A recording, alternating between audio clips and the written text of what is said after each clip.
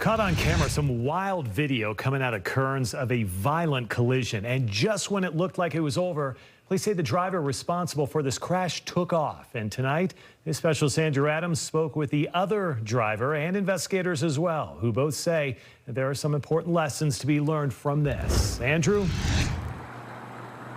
Even though the truck driver had a green light and had been green for quite some time, he says it's never a bad idea to slow down going into the intersection and look both ways. He says in this case, guy blew through a red light. It ended bad, could have ended even worse. I pass through there at least 5 times a day. Along a familiar stretch of road. I was just looking ahead, you know. It came out of the blue. Yeah, it was quite a scene. Brandon Young says he had the green light as he drove through 5400 South. And only a surveillance camera from a neighboring business could see what was approaching with other cars stopped. It was pure red, just kablam. After a brief pause, the sedan driver hit the pedal again. She screamed, "Go, get out of here, go." And so the wheels screeched, he hopped the curb and took off. Fortunately, a unified police officer was there and flipped around. And so the officer tried to pull it over and clearly fled from the officer. Investigators say the car drove a little over a block. Ran the red light at this intersection at 54th and 40th, and then just pulled over.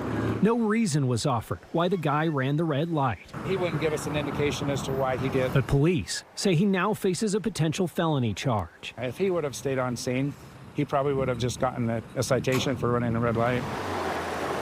You're just in a state of shock. And then you're even in another state of shock because you're seeing this person flee. Young says even though his truck was totaled and he had to go to the hospital, he's grateful it wasn't worse. I could have had kids in the car that could have been dead, and they wouldn't have cared. They just were leaving.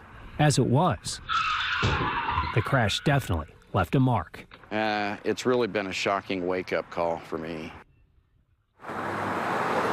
But Young says he was glad he was wearing his seatbelt. He believed that saved his life. He's also grateful for officers who got on scene extremely fast and got to the bottom of it quickly. Back to you. Yeah, bizarre. And fortunately, that officer was there right in the time that it happened. That didn't happen very often. All right, Andrew, thank you.